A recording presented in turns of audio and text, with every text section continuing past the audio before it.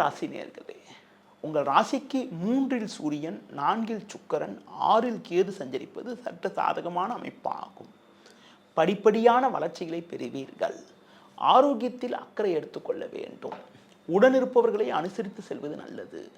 தொழில் வியாபாரத்தில் நெருங்கியவர்களை அனுசரித்து சென்றால் ஒரு சில ஆதாயத்தை அடைய முடியும். தொழில் வியாபாரத்தில் தற்போது கிடைக்கக்கூடிய வாய்ப்புகளை பயன்படுத்தி கொண்டால் விரைவில் ஒரு சில ஆதாயத்தை அடையக்கூடிய ஒரு வாய்ப்புகள் உண்டு. உத்தியோக ரீதியாக சின்ன சின்ன நெருக்கடி இருந்தாலும் பொறுமையை கடைபிடித்தால் ஒரு சில ஆதாயத்தை அடைய முடியும்.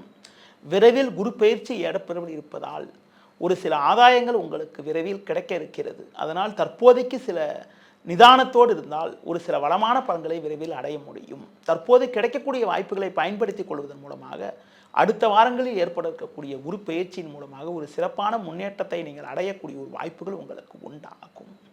இந்த வாரத்தில் குறிப்பாக எந்த நாட்கள் உங்களுக்கு ஒரு சாதகமான நாளாக இருக்கும் என பார்த்தால் 24 ஞாயிறு, 25 திங்கள், 26 செவ்வாய், 27 புதன் ஆகிய நாட்கள் சிறப்பான நாளாக இருக்கிறது. இந்த வாரத்தில் 28 வியாழன், 29 வெள்ளி ஆகிய நாட்கள் உங்களுக்கு சந்திராஷ்டம் என்பதால் அந்த 2 நாட்களில் மட்டும் நீங்கள் சற்று கவனத்தோடு நிதானத்தோடு இருப்பது மிக மிக நல்லது. இந்த வாரத்தில் நீங்கள் முருக வழிபாடு மேற்கொள்வது, ஆஞ்சநேய வழிபாடு மேற்கொள்வதன் மூலமாக ஒரு சில வளமான பலன்களை அடையக்கூடிய ஒரு வாய்ப்புகள் உங்களுக்கு ஏற்படும்.